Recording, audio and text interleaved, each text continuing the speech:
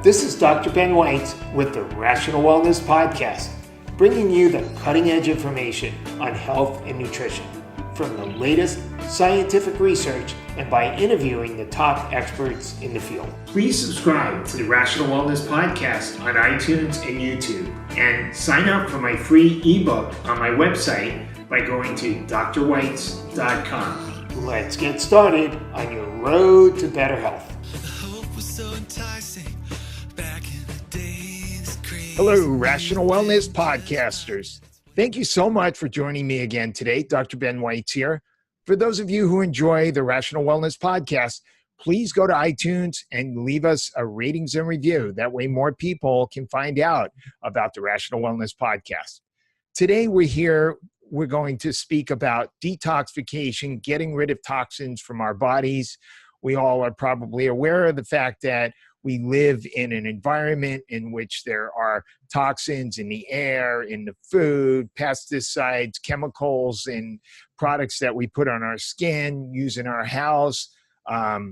We have tons of information that we've been exposed to about all these different toxic substances that get into our bodies and potentially have negative health effects.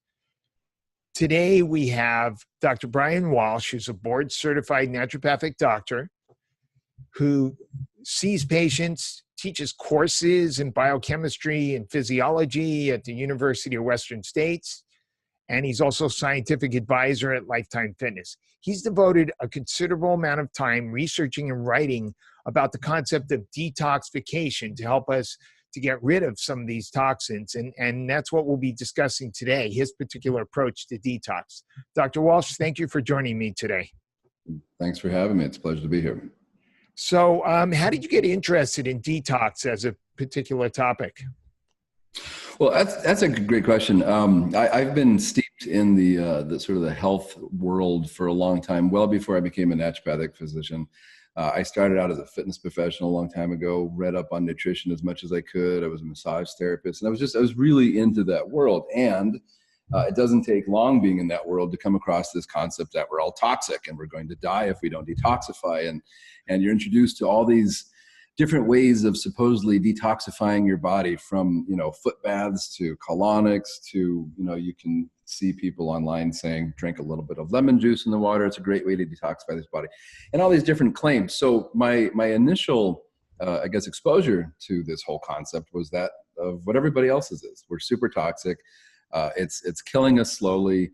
And if we care about our health, we should probably detoxify. And that was it for a really long time. And then, I forget the specific time, but there was a time recently, I'd say maybe this year, last year, I heard a particular detox guru talking about phase 3 detoxification, which most people in this industry have heard of. It's been around for a little while. I think phase 3 might have been discovered in the early 90s. And the way that he was describing phase 3 didn't entirely jive with what my understanding was. This guy is a guru. I'm not, at least I don't consider myself to be. And so I thought, that's not right. I don't think. So I decided to go into the scientific literature and say, okay, well, what is phase 3 really? I've heard a lot of people say a lot of things about phase 3, what it is, what it's not. And I decided, I was like, I'm not going to listen to anybody else. I'm going to do this myself. So, and you know how PubMed works, where you go in and you read a paper, and then it's cited in other papers, and then you go down, the next thing you know, you have 50 tabs open in Firefox or Chrome, and you're reading all these papers. So this little mini dive into just trying to figure out what phase 3 was, 3 things happened. One was I realized that this guru who's teaching people about phase 3 to sell his supplements wasn't entirely accurate. And I have a problem with that, as we were just talking about prior to this interview.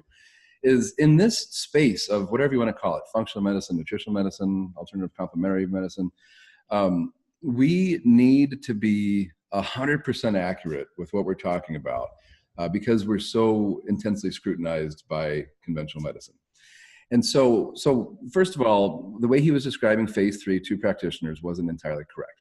The second thing that I saw was that there's a phase 0 detoxification, which, I've been in this business for kind of a long time, and I had never heard anybody everywhere, any time utter phase 0. And I thought, wait a minute, what is this phase 0 that I've never heard about? And if we're talking about detoxifying, people should be a part of this conversation that we're having. So that blew my mind. And then the third thing, and this may have been one of the things that really sealed the deal for me, was I started reading about this, what's called a biphasic response when it comes to certain compounds or nutrients or herbs or minerals, whatever. And this biphasic response, specifically in these papers, was talking about how at a low dose increases certain detoxification enzyme activity, but at a high dose inhibits the very same enzyme for detoxification. And I thought, well, wait a minute. So low dose would be the kind that you find in food. So if you were to eat the herb itself, or to take turmeric, for example, for its curcumin content, that might stimulate detoxification. But, these papers didn't explicitly say this, but in a high dose, which I read as isolated, concentrated supplement form, trying to get as much of the herb or nutrient or compound into your body as possible, might inhibit detoxification. So when those three things happened, all it was this guy was talking about phase 3. I thought it was wrong. I decided to look it up myself. A, he was a little bit wrong about phase 3. B, there was a phase 0 that I'd never heard about. And C, I really wondered if what we're doing as an industry, if we're actually detoxifying people or not, by giving people these powders and potions and supplements and in concentrated, isolated forms, when the studies were pretty clear that many of the things that we're using in detoxification formulas might actually be inhibiting detoxification. So then I thought, oh my gosh, I need to completely get any bias out of my head. Everything that I thought I knew about detoxification, wiped my brain clean, wiped my desk clean, and I started from the very top. I said, all right, so what have I heard that we're toxic? Like, all right, well, what does the literature really say? Are we in fact toxic or not? 2 was, are these things stored inside of us? We hear that they are. Is there a synergistic effect of multiple low-dose toxin exposure all at the same time? We hear that, but what does the scientific literature say? Does the dose matter? We hear that the dose makes the poison, and that at the doses that we're probably exposed to, that it's not going to cause a problem. So I wanted to look into that. And then after answering all these, I guess, basic questions that you and I have heard about for a really long time in this industry, if those are true, if we do have exposure, if it does get stored, if it is causing damage, if there is a synergistic effect, if the dose doesn't matter, and if a low dose can cause just as much damage as a high dose, what can we do about it? What does the scientific literature say or suggest is the most efficient and safe, I will add, safe, efficient, effective ways of actually detoxifying the body? Oh, and assessment. That was a big, how do we test this? You know the labs. There's labs out there that supposedly are these toxin panels, and what does the literature suggest about those as well? So that was the dive. I ended up reading over 300 papers on this topic over the course of months, and that's my story with this. And so I have come up now for air again with a brand new view of what detoxification is, with really solid answers to those questions that I feel very confident talking about. Okay, maybe we could start by just talking about what are some of the most common toxins that we get exposed to in our environment and get stored in our bodies, and what are some of the health consequences of some of these? So that's actually, and that's interesting. That's a difficult question to answer because, I'll just give you an example. There was one specific paper that I found that said that based on one's socioeconomic status, we are exposed to different toxins. So for example, somebody might have a garden in their backyard and they're therefore spraying pesticides, but somebody with a lower socioeconomic status might eat more fast foods and therefore are more exposed to certain other toxins. Of a certain class might use more, sunscreen on themselves or their kids, or certain cosmetics. So they're all common. When you look at the NHANES data in terms of what people are excreting, we're excreting everything. So we're excreting everything from elements. So, things like arsenic and the heavy metals, mercury, aluminum. We are exposed to a lot of organophosphates and organochlorines. The persistent organic pollutants. We're exposed to, some people might be exposed more to aflatoxins because they have mold exposure, which other people don't. So I actually think that's a really difficult question to answer because it depends on, according to studies, your socioeconomic status, the job that you have, where you live. We're out in well water country. And I can tell you that we don't use any pesticides in our garden, but I drive down the road and these farmers around us are spraying who knows what, and that's absolutely getting into our water. So, oh, absolutely. But on the other hand, then somebody that lives in an urban society and is drinking city water, they're going to have different exposures. So it depends on your lifestyle, what kind of cosmetics and cleaning products you use, what kind of food you eat, the water, the air, all these things. So I think it's difficult to say what are the most common ones, because that really will be specific to one's diet, lifestyle, job, where they live, for example. And then the second part of your question is the damage. So that was another question I had, is we hear these things are so bad. Well, why? Why do they cause problems? And it turns out that depending on the specific, I'll call it a toxin, they're really xenobiotics or environmental pollutants, or the class that they're in, they really do exert different effects. One of the most common ones, though, that across the board is oxidative stress. Surprisingly, I didn't know that was going to be the case, but in many individuals that have multiple chemical sensitivity, they exhibit a tremendous amount of oxidative stress. Other ones, you hear them as endocrine disruptors, but what does that really mean? And it turns out that the stuff is so compelling, man, when you look at it. Depending on the environmental pollutant, and let's just talk about thyroid. Just about every single aspect of thyroid hormone physiology can be negatively impacted by an environmental pollutant. So starting up at the top, the hypothalamus, the pituitary, TSH, thyroid's ability to bind onto thyroid binding globulin on the receptor itself, and conversion on the thyroid's production of this, every single step. We often think of the sex hormones, that these are all estrogenic. And that's not entirely true. There are some that have been shown to suppress adrenal function and suppress cortisol, for example. And then there's other ones that have direct, what I'll call cytotoxic effect on a cell. So for example, certain ones might mess up the membrane of the mitochondria. Other ones might negatively impact some of the enzymes involved in the citric acid cycle or the electron transport chain. Other ones have more indirect effects, like with the immune system, and then that will have system-wide effects. So it's really, there's so many of these things out there. There's so many classes of these, and they all exert different effects, and it's hard to say. Some of them, exert more neurological symptoms, whereas other ones might impact the endocrine system more. So it really depends on the environmental pollutant and what specific effects it causes. But, well, here's another quick one, is in the scientific literature, so many chronic conditions have been linked back to xenobiotic or environmental pollutant. Things that you don't, of course, the neurodevelopmental things like ADD, ADHD, and autism, as well as things like Alzheimer's and Parkinson's. But then there's things like obesity, things we never think of, but the studies are really clear: cardiovascular disease, atherosclerosis, hypertension, and even diabetes. And some of these papers say the correlation is so strong that perhaps xenobiotic exposure is not only associated with diabetes, but maybe a significant contributor. So anyhow, that just speaks to the fact that it depends on what it is, but it can impact virtually any part of a cell: mitochondria, the plasma membrane, the endoplasmic reticulum, enzymes, transporters, hormones, neurons, you name it, that they can cause damage in some way. What's the best way to screen to see what kinds of toxins that we have in our body? So that was disappointing to me when I looked into the literature to see what really that's the big question, of course, because, okay, so right now, what have we talked about? Yes, we're exposed. There's absolute proof that they're stored. They do cause damage. Then the next rational question is, all right, well, how toxic am I? And when people are talking about how toxic they are, what they're actually asking is, what's my total toxic load or total body burden, which is really to say, how much do I have stored in my body? That's really the question.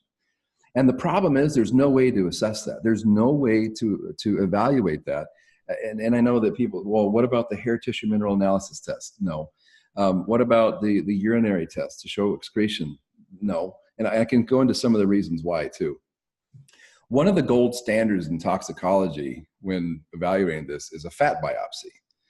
And that's really what we're looking at, is how much is stored in fat. Well, it turns out that for a variety of reasons, and there's papers on this too, that suggest that you have different amounts of stored xenobiotics in subcutaneous fat than you do visceral fat, than you do in different fat depots in different areas of the body. And and these papers say that doesn't correlate to serum levels. So you can't do a blood test and say that reflects you and what your storage is, because it may differ. And then there was one, this is a rodent study, so you have to take that into consideration. But, well, here's a good example. Let's say you and I right now, let's say we practice in the same area, we live the exact same lifestyle, exact same exposure. You're following a hypocaloric diet right now, intermittent fasting, time-restricted feeding, hypocaloric diet. I'm stuffing my face, standard American diet. I'm eating more than my basal metabolic rate. We both go to do a test. Now, because you're in a hypocaloric state, you're probably mobilizing more of your stored xenobiotics. And every mammal study says that when there's a hypocaloric or fasted state, serum levels of xenobiotics go up every single time, every single mammal, including humans. Now, I'm in an anabolic state. I'm storing things. So when we go to do this toxic panel, you come out sky high in all these toxins, and you see your practitioner like, oh my gosh, you are so toxic. You must do a detoxification program. And then me, because I'm in an anabolic, stuffed, overfed state, that mine are probably stored. And my levels on my test might come back as normal or low. And the practitioner says, wow, you're not toxic at all. When in fact, I might be far more toxic in terms of my storage than you are, but you're in a hypocaloric state. So right there, that totally negates, it's a severe confounding variable when considering assessments. And then the last one, that rodent study I was going to say, they showed that when they put these rats on a yo-yo diet, and so poor rats. And so they would go hypocaloric and their xenobiotic levels would go up in their blood. And then they make these rats hypercaloric. And guess what happened? These xenobiotics went into different tissues. So you might have a certain amount in a certain fat depot in your body that does get mobilized, but then it's going to go somewhere else if depending on your caloric state. So in terms of screening, all of this is my opinion. It's based on the scientific literature, but people can use it how they want. There are some pretty good questionnaires that are out there they're validated questionnaires in the scientific literature that I personally think are amongst the best ways of screening if we have toxic exposure or not. Can you mention which ones those are? There's a whole bunch of them. One of them is abbreviated, and I forget the actual. It's QESI. I'd have to. If you do links to this in your show notes, we can. Yeah, I will. Okay, maybe you can email it me. But that one's the most elegant. It's fairly long. And there's a couple, I'll give you a couple of them that I like for two reasons. One is this one is very comprehensive. It's not quick 10 questions, are you toxic or not? It looks at a variety of things from your actual physical exposures and your lifestyle, as well as symptoms across a variety of systems in the body. And I think is very comprehensive. The benefit of some of these, though, is it forces you, when you ask these or answer these questions, to jog your memory to see what your exposures might be that you are totally unaware of. So right now you can say, well, what are my exposures? I drink reverse osmosis filtered water. I eat organic food. I use coconut oil for my lotion, apple cider vinegar for my deodorant. I don't have any exposures. But when you go through some of these questionnaires that have these questions, you say, oh my gosh, I work in a building that whatever. So they're really good at helping not only see if you might have a certain amount of toxicity, if you will, but also what the sources might be. Okay. So in your concept of detoxification, well, actually, you were talking about the phases of detoxification. I'm not sure everybody even knows what phase 1 and phase 2 are. And you were talking about phase 0 and phase 3. Well, actually, your concept of detoxification, you kind of have 3 basic principles, and then you list the phases in the second one. So maybe we could go through your 3 main important Sure. principles of detoxification that you outline in your program. Yeah. So, and again, I humbly will say that I think I'm kind of a teacher not by choice. It's just, I think I was born into it, man. When I look past throughout my entire life, everything has been teaching. And so, and I say that because when I go through what these three principles are, there's a feeling, that being empowered just feels amazing, that you feel like that enough information that nobody can pull the wool over your eyes, that you're an informed individual. And so by teaching these three things, these are principles that must be in place for anything to call itself a detoxification program. So I say this so that when people are evaluating, well, what about this detoxification? They can run it past this list of three things. So the first thing, that for something to call itself a detoxification, that it absolutely must include is mobilization. You have to get these things out of storage. Oh, I thought you were going to say it has to come in a box.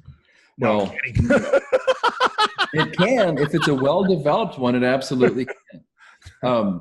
Yeah, UPS. No, okay. It has to. You have to mobilize in the first place, and the best ways to mobilize that I've seen, and also makes physiological sense, is to go on a hypocaloric diet. Now, I think calorie-restricted diet. I also believe a time-restricted feeding in a window of about 6 to 8 hours is probably the best.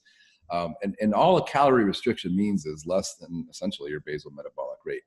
Exercise. So the technical word is lipolysis, which is the breakdown of adipocytes or fat cells, but that's where the majority of these things are stored. And so when you are in a catabolic state of lipolysis, you do get mobilization of toxins, period. And this is not conjecture. Right. Like I said, every mammal study that I've looked at, including humans, when people or mice or monkeys go hypocaloric, their levels in the blood go up every single time. So and you'll have to admit that virtually every detox program out there involves some sort of modified fast, or they pretty much all involve eating less food. Right. So this concept, I think, is incorporated in most of the commercial. Whether they knew it or not, right. It absolutely caused that. The second thing then is, and this speaks to those phases of detoxification, you have to optimize detoxification. So step one is to get them out swimming in your body. So all these things now are mobilized, they're going through your blood. You are not going to get rid of them. These are the fat soluble ones that you cannot, the normal routes of excretion are any water forms of excretion. So you can sweat it out, you can urinate it out. There's a little bit of water in stool, so you can poop it out. You can technically salivate it out, or if you cry a lot, you watch a lot of This Is Us reruns, then you can cry it out technically through tears. So those are all, in theory, you could measure any one of those as a form of toxin. Those are all measurable things. So we have to take these things that are fat, they like fat, and turn them into things that like water so we can get rid of them. And those are those 4 phases of detoxification: phase 0, phase 1, phase 2, phase 3. You have to optimize those. If you're not, then these things they go in the body. You can't excrete them because they're still fat soluble. And then the third and last one is you have to focus on excretion. I'll just take a step back and say, okay, so let's talk about different detox programs to see if they fit those things: mobilization, improve detoxification pathways, and then really, really facilitate excretion in some way. So let's say somebody were to do a juice fast, some popular juice fast where the juice comes in a box, or maybe they're just juicing things on their own. Are they in a hypocaloric state? Probably. If all they're doing is just drinking juices, they're probably in a hypocaloric state. So they're probably mobilizing, and that's fine. Step 2 is, are they improving detoxification pathways? Now, it depends on what they're consuming. There are studies that suggest that things commonly juiced, things like carrots and celery. We've had a technical difficulty, so we're going to continue this podcast. We're not exactly sure where we left off, but hopefully we won't have any lost train of thought. So go ahead, Dr. Walsh. Yeah, no problem. So I was, and you can tell me if I'm going too far backwards. So I was saying the 3 things that are required in order for something to be a detoxification program: mobilization, optimizing detoxification, and then optimizing excretion. And those 3 things are critical. And so then what I said was, if you go back and you start evaluating things that are supposedly detoxification programs where they detoxify the body. They have to have those three things. So just a juice fast is a really common. You mentioned that most juice fasts are hypocaloric, so they probably are increasing mobilization. But then I think this is the part that got a little bit glitchy, is depending on what somebody's consuming, you may or may not be either stimulating or inhibiting detoxification pathways. And the things that have been shown in the literature to stimulate detoxification pathways, people typically aren't juicing. Things like broccoli, for example, or cabbage, or possibly things like mung beans, which aren't really juiceable. But it is the case that detox is a nutrient-dependent process, Absolutely. right? Absolutely. Well, yes. I mean, if you want to get really into the biochemistry of it, there are a number of different micronutrients, vitamins, and minerals that are even required for these pathways to be taking place in the first place. Right. In phase 2, which I'll get to, but just real quickly, you need methyl groups, you need sulfur groups, you need glutathione, for example. You need certain amino acids like glycine. So it's heavily nutrient dependent. Hence the concept of trying to put together a program that has concentrations of these nutrients has some basis in the science, right? Totally. Well, and so here's the point. So is a juice fast a detoxification program? From the mobilization standpoint, yes, it probably is. You will be mobilizing. But from optimizing detoxification, I think that's highly skeptical, and it depends on what somebody's juicing. There's some evidence in the literature that things that people usually juice, like apples, carrots, and celery, may actually inhibit certain detoxification pathways. So then that's questionable. And then for excretion, if somebody is just doing a juice fast, they are not doing anything to enhance excretion. In fact, if they're only consuming juice and therefore not fiber, and we can go into great detail on this or not, but they're probably urinating, and that's fine. If they're not sweating, that's a huge problem. It's a huge problem when it comes to detoxification. Certain things are preferentially excreted via sweat. Other ones are preferentially excreted via biliary in the bile and the gastrointestinal tract. So if you're not sweating or you're not binding things up severely in your gastrointestinal tract, and in the juice fast you're not, then you're not excreting. So I myself would say that a juice fast is not a detoxification program. Yes, it mobilizes. Whether or not it increases detoxification pathways depends on what you're consuming. And then the third one, excretion, I'd say big no to that. Is that a detoxification? Well, if you're not mobilizing, then no. All you're doing is you're moving things through your bowels faster, which is great. That's excretion. That does nothing for the second step, detoxification, or the first step, mobilization. So that's what I really want people to do, is to be able to look at something that is allegedly a detoxification program and say, does this increase mobilization? Check, yes. Does this increase detoxification pathways? And that's a big one. That's questionable with a lot of these nutrients that people are using in powders and supplements and capsules. But in excretion. So is just saunaing detoxification? You may be excreting things that you had swimming around in your interstitial fluid technically, but not out of your blood cell, or not out of your cells, because you might not be in that mobilized state. So those three things are critical for something to truly be called a detoxification program. So can we go through those detox pathways? So people typically talk about phase 1 and phase 2 of detoxification. It's phase 0 and phase 3 that are the newer ones. And typically people talk about phase 1 and phase 2 as related to the liver, correct? Yeah, well, and that's not true at all. So when people talk about these, I'll tell you what the phases are, and then we'll talk about why it's not just the liver. The liver happens to be a huge organ, and yes, it does this, but the kidneys do this very well. The enterocytes of the intestines do this very well. In men, turns out the testes actually do this very well also, which isn't surprising given the role of the testes in terms of essentially passing along somebody's DNA. And that xenobiotics, if one couldn't detoxify well down there, then that could really disrupt some of these things. So very simply, if you were to picture like a box, I'm trying to look for a prop real quick, but I don't have one. So if a box is a cell, or you're in a room there, I would say if somebody's in a room, it's pretty easy to picture. So if this room has two separate doors, this is as simple as it is. Phase 0 is quite simply the entry door into your room, which is the cell. So your cell has a nucleus and a mitochondria. It has your computer. It has lights and electricity and ATP. So that first door is phase 0. That's the entry of one of these environmental pollutants inside of a cell. You can say a liver cell, but it's not the only organ that does this. So it comes in, now it's inside the liver cell. And we'll say it's a person came through that door. Then phase one is biochemically not too challenging, but I'll say what it does biochemically, and then I'll change it back to this metaphor or analogy. Phase one makes that fat-soluble compound, first of all, it makes it water-soluble.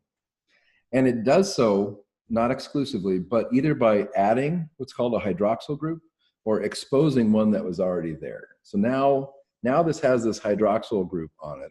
It's water-soluble. And the way that I use this as an analogy, so somebody walked through the door, phase zero, they're now inside the cell, and you like put a sticky note on their forehead, just right on their forehead, or you start berating them. You suck as a human being. You're a horrible, miserable, ugly, smelly human being. Now, and that's phase one. Now this person is really angry. Well, who wouldn't be if you start berating and they have a stick? And so they start trashing your room. They throw your computer across the desk.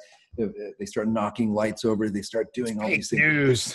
They're damaged. But in a cell, after phase one, and this isn't across the board all the time, but it's actually considered to be more damaging to the body than, in some cases, the original environmental pollutant was after phase one. You just berated this person. You're fat, ugly, and your breath stinks. And so now they're really, really mad. But that's phase one. But phase two is collectively called conjugation. And conjugation means to add something. And so now in phase two, you're like, I'm so sorry. Here's a $100 bill. Well, the person may have had hurt feelings about what you said, but now you gave them $100 and they're not angry anymore.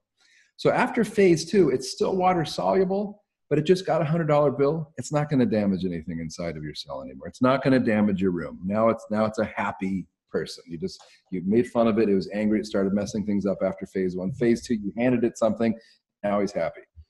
And now let me just stop you for 1 second. So the story that's often told about detox, especially from some of the companies that provide these detox programs, is phase one produces a toxic intermediate. That's why if you just do a juice fast, you get all these toxic reactions and headaches and all these negative things. So you have to have the right nutrients that help support phase two. So you take that toxic intermediate, put it into a water-soluble form so it can get excreted. And so therefore you support phase one and phase two, and that's the end of the story. Yeah, well, and that's a good story. But if the intermediate metabolite after phase one, with that hydroxyl group, it's technically a free radical. Now, I haven't seen too many people that get sick from free radicals, if that makes sense. But doesn't that explain when somebody does a juice fast and they have toxic reactions? See, I think that part of it, amino acids and the other nutrients for phase two. I don't know. I'm not convinced that it might be because of mobilization and they're not excreting things. I don't know if it's only because it goes through phase one. And technically, I mean, they're water soluble, but technically it's still inside the cell. It hasn't gone out of the cell yet. So it's a good story and it might be true, but I don't think there's any proof as that that's what's causing this. So then phase two is the conjugation. You hand them a $100 bill, or in the case of actual biochemical pathways, a sulfation hands it a sulfur group. Methylation hands it a methyl group. Glucuronidation has a glucuronic acid. Glutathione gets glutathione. Glycine. Acetylation gets an acetyl group. So that's the $100 bill. Now it's water soluble and happy. And now it has to get out of the cell to go back into the interstitial fluid, which is water, to be excreted. And that's the other door, and that's phase three. Now here's the problem. There's certain things that can block phase zero, like diesel exhaust has been shown to block phase. It's fairly new. It was only discovered in the early 2000s. But phase three, curcumin blocks phase three. Piperine from black pepper, which is usually used with curcumin to make it more bioavailable, blocks phase three. Milk thistle is a mild phase three inhibitor as well. So and here's the thing. So now you have this happy person that could leave that third door, and then you're done with them and you'll never see them again because they get excreted. But here's the problem. You know of beta-glucuronidase, which undoes glucuronidation. There are other enzymes that can undo conjugation, which, to put it back into that metaphor, is there are things that can take that $100 bill away from that person, whether it was sulfation or methylation, can take that $100 bill, and now they're the intermediate metabolite again. And so if you block phase three, And that person, metabolite, after phase 2 sticks around inside that cell now, the conjugation reaction can be undone. And now it's back into the intermediate metabolite. And that's why making sure that, and this becomes my opinion at some point here, but I don't know that we should be taking a lot of supplements when it comes to a detoxification program, because the reality is, and I can go head to head with a lot of people on some of these things, it's really hard to say whether something actually improves detoxification or not.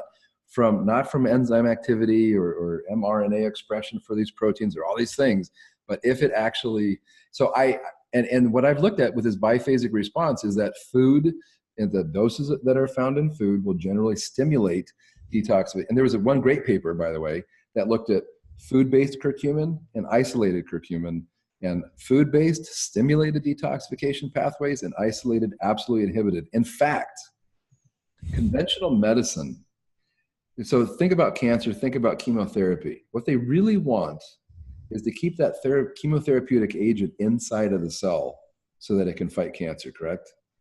Based on what we're saying is the best way to do that is to block phase 3. If you close that second door, you keep inside that cell whatever is inside that cell. And if it's a chemotherapeutic agent, that's what you want to be able to exert more of an effect on cancer, right? So what is conventional medicine using as a potential phase 3 inhibitor to help augment or improve chemotherapy is curcumin. So should curcumin be in a detoxification program? If it's truly detox, you want to open up phase 0, have phase 1 and phase 2 working very well, and keep that second set of doors wide open, phase 3, so that stuff can actually get out.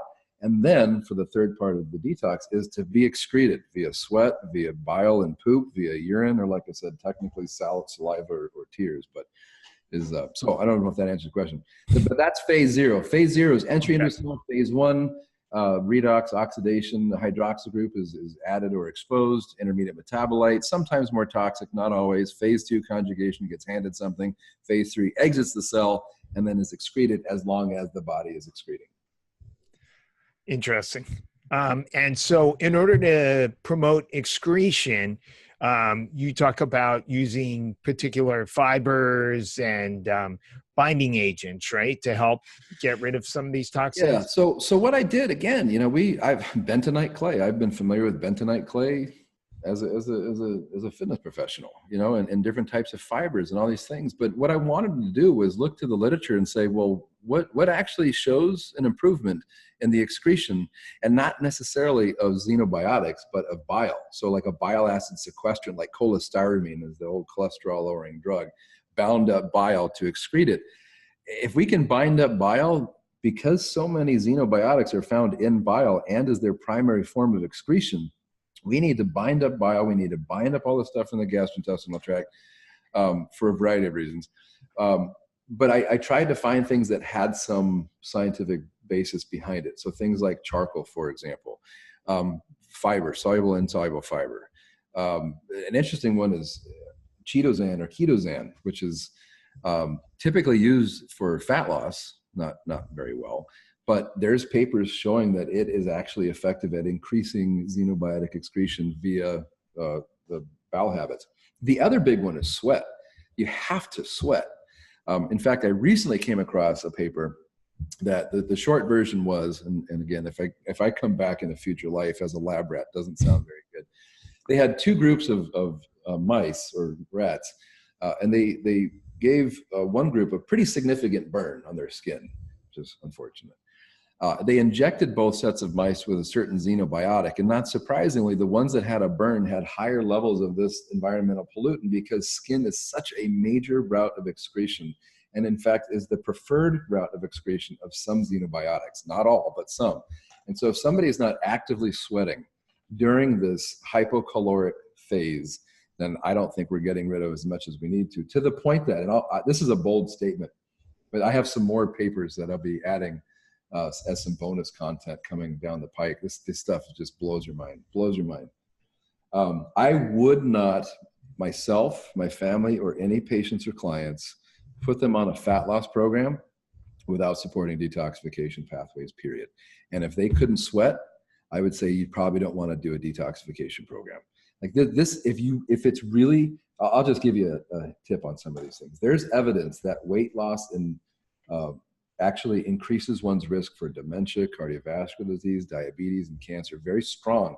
And the authors cite this as a reason. Weight loss induces mobilization of xenobiotics. They go up, and if you're not getting rid of them, cause damage to cells way down the low. So now you look good in sexy jeans or skinny jeans, but in 20 years might have cancer or dementia because of the weight loss. And in fact, that a steady increasing BMI as one ages seems to be protective over some of these things, which is counter to what, we want to look like ourselves, but it's very compelling stuff. So yeah, this is real, man.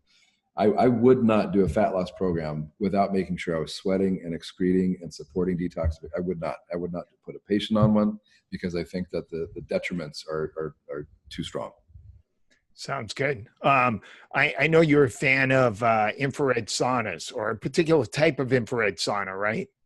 Well, no, actually. I don't like steam rooms because of the water that they're potentially using. And I think that you can have a lot of volatile organic compounds found in steam, again, unless it was purified water. But no, and here's the thing. And again, I try not to have much of an opinion, but base it off of what I've read in the literature. And interestingly, in the literature, when they collect the sweat, they'll have a cohort of people to collect their sweat to look at xenobiotic levels, but they don't tell them how to sweat. So whether it's via exercise or in a sauna, it didn't matter. That when you sweat, you excrete. And there's people out there that might split hairs about a far infrared sauna and a near infrared sauna, or the old ones which are called the radiant heat saunas. Listen, from what I've read, I tend not to like to split hairs over things. Just sweat, man. If all you have is an old cold one and you pour your water on it and that's all you have, that's fantastic. Do it. I love near infrared personally. I think far infrared are interesting. There's some questions about the electromagnetic frequencies and stuff and some of those things, but the goal is to sweat. And I don't care how in fact, I have people contacting me about my program. They'll say, I don't have access to a sauna, but what if I went up into my attic? I'm like, as long as it's not filled with asbestos or all this toxic stuff up there, then fine. Listen, sweat. It doesn't matter. So I like how the near infrared saunas feel and the bright red lights and those things. But no, I think to say one's superior is myopic personally. And I think just sweating, according to science, is the most important aspect. Interesting. I got that from an interview you did with Mercola. Maybe it was Mercola who liked the near infrared. He likes near infrared more than far. Okay. But that's splitting hairs. Like to me, he didn't like the EMF thing about it. Yeah. No, just to sweat is the most important aspect. So let's go over. I will say that. Sorry to interrupt. What's nice about the sauna though is it's controlled. You can control the temperature and the time, so that if in terms of knowing the quantity that you're sweating, and that's why I suggest a sauna. But if someone doesn't have access to it, just sweating is what's important.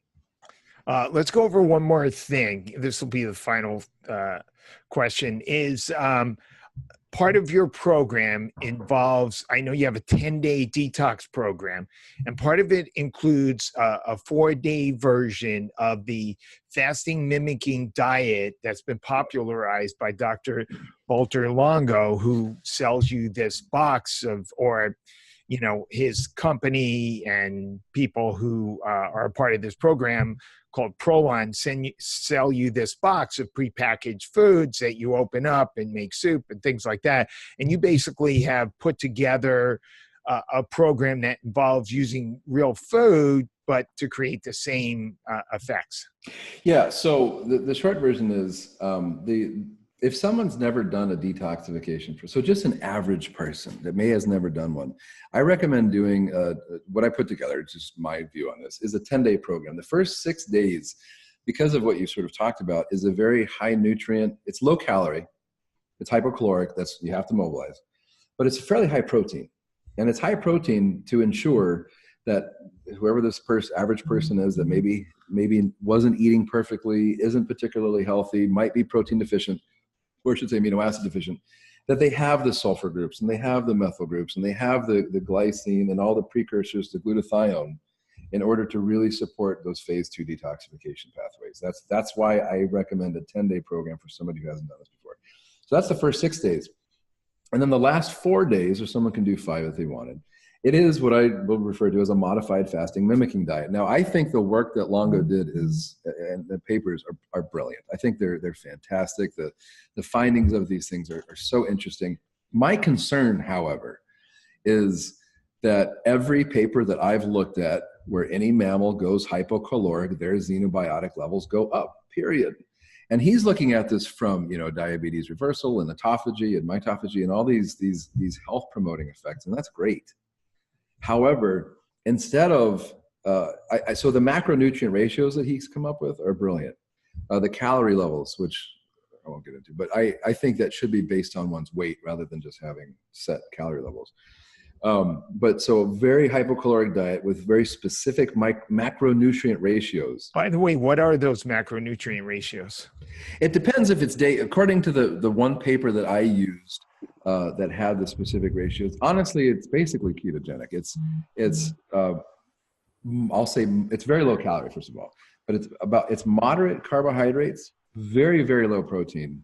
In fact, you can, in what I put together, you can reach your protein levels just by eating vegetables that are required. It's very low protein, which there's no additional protein that's actually consumed. The amount of protein found in the vegetables that I consume, you hit your mark. And then a little bit of fat. So it's kind of like carbs, protein, and fat, so that somebody can be in a ketogenic state and not push themselves out. My concern with his work, however, is while really compelling stuff that he's produced is what about this xenobiotic thing? What about these papers that I've seen that show that if you lose weight or if you mobilize, and that can cause some other chronic conditions or situations much later in life. So instead of just saying, here's some soup or here's some avocados and some tofu or whatever it is to reach the macronutrient ratio levels that he recommends, I recommend specific foods that, according to the literature, have been shown to support detoxification pathways. I mean, again, what he's put together is brilliant. I think it's genius. I think it's fantastic. I have no problems with it other than if you just eat, rice and avocados to meet those macronutrient ratios, you're basically doing nothing to help support detoxification pathways. And these people will have increased environmental pollutant levels in their blood, period. So I say, instead of eating foods to meet the macronutrient ratios, eat specific foods that, according to the literature, have been shown to support detoxification enzymes. So that's the 10-day. Now, what I do recommend for someone like yourself, however, if you really wanted to do a good detoxification program over the course of a few months, is not to do, you're a healthy guy. You eat a healthy diet, live a lifestyle. I think that you could do 2 4 to 5 day fasting mimicking diets a month. So in week 1, you might do 4 or 5 of those days. And then again, in week 3, do another 4 or 5 days. And then next month, do the same thing. So you don't need to do the full 10 days because arguably those last 4 or 5 days where it's really hypocaloric, that's where you're going to get the maximum, and it's time restricted eating. You're going to get the maximum mobilization. And if you're eating the right foods, I have some evidence that this absolutely lowers xenobiotic levels. So that's for someone like you that's already healthy. I don't think you need to do the 10 days. I think 4 to 5 day modified fasting mimicking diet a couple times a month would be the most effective way. Awesome. It's been a great interview, Dr. Walsh. How can we find out about your fasting programs and the other programs you offer? Remember, I don't agree just with fasting. I think we're too sick to. Oh, I'm sorry. I meant your detox program. I know. How can listeners and viewers? Yeah. So if you go to drwalsh.com, just drwalsh.com/detox, that's all you have to do. Then there's a funny little picture of me with 2 buttons. And one says practitioners and one basically says non-practitioners, because I created 2 programs. The practitioner version of this goes into great detail. They both go into the science. I show the studies on the screen. I walk people through the pathways on a whiteboard. And again, I don't want to tell people what to do without having the reason why the recommendations are there, so that they're knowledgeable and empowered and understand why they're doing these things, why everything is in the program that's in there. I don't want to just say, like, here, take these potions and detox. I want them to know The difference in the programs is the practitioner program is about 9 hours. The non-practitioner is about 4 hours of video. The practitioner program goes in way more detail on the biochemical pathways of phase 0, phase 1, phase 2, phase 3. I go heavier into the science. It's more technically detailed, but they both have the same output where it's here's the program, here's how to do it. And when I add on some of these additional bonus content features, both programs will get. Oh, and the practitioner program, if a practitioner gets the practitioner program, they also get the non-practitioner program for free. So great. Any other points of contact you want to give out for people who'd like to get a hold of you? No, that website is kind of a hub. Good. So good. Excellent. Well, thank you, Dr. Walsh. That was my pleasure. Thanks so much.